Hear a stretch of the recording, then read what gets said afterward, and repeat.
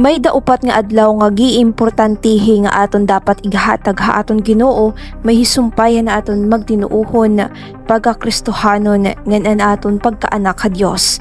Ini ang gintagan hindoon ni Most Reverend Bishop Crispin Vorquez ha iya humiliya didahan pagsilinurog han kapatronan han Inmaculada Concepcion Hagiwan. Siyahan nga adlaw amuan adlawhan Domingo upod ini hanapulo nga sugo.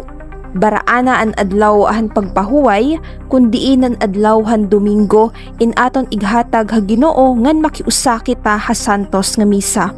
Pagdayaw, pagsimba ngan pagpasalamat ha aton Ginoo kay ini nga adlaw ginaro han Ginoo ha aton.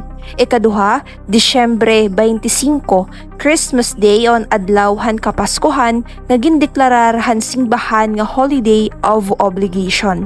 Ikatulo, Enero 1 o an Solemnity of Mary, the Mother of God.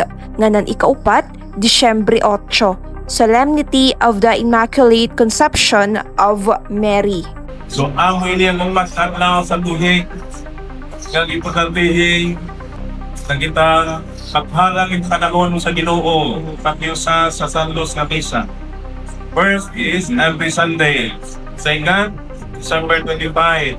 Third, January 1. And last is December 8. Yan na ang adlaw. Pista ni Immaculada Concepcion. Sanggit magabukuan, manipayon kita nga nagpasilungog kang Maria, kumumirhen ni Immaculada Concepcion. Yan na ang adlaw. Minig si Maria, ingin manangkon, aniya iroy nga si Santa Ana, gawaray sala nga manurundog. Ngan lakip sabi nga mga holiday of obligation amo an santos nga misa an gihataasi nga pagampo nga ginahalad naton ha aton Ginoo kum usa nga singbahana salit kinahanglan kita nga makiusahan pagsilinurog han santos nga misa.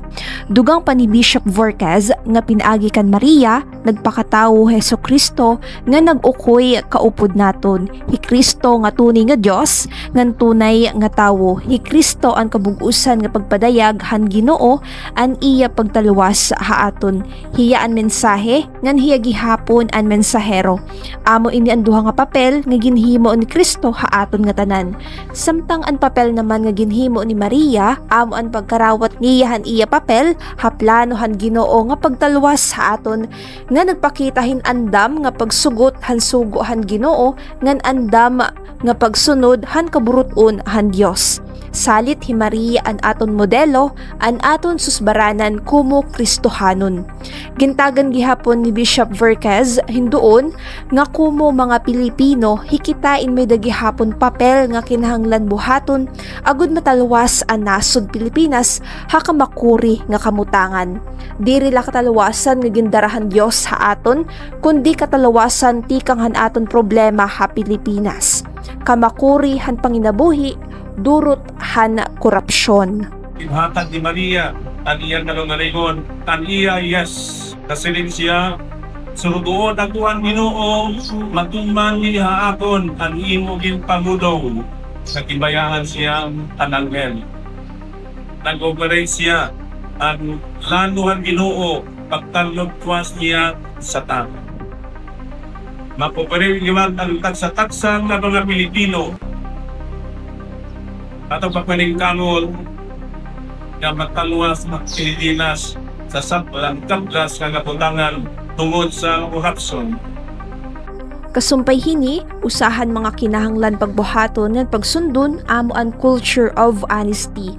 Aton puturukon ha aton mga kasing-kasing ang pagiging tangkod ha aton pamilya, trabaho, nga na serbisyo. Basi kita mabuhi nga puno hindignidad. Ikaduha, aton bag-uhon ang sistema nga an pagpuypuy hana dinastiya nga sumala pa kan Bishop Vorquez nga usahan mga gintitikangan hin korupsyon nga amo ini an pipira nga mga pamaagi agud makabuli kita hin pagtalwas han kamakuri nga kamutangan han ato na nasud. Tikang dinihagiwan Eastern Summer ini Maureen Salamida, Eastern Summer News Service.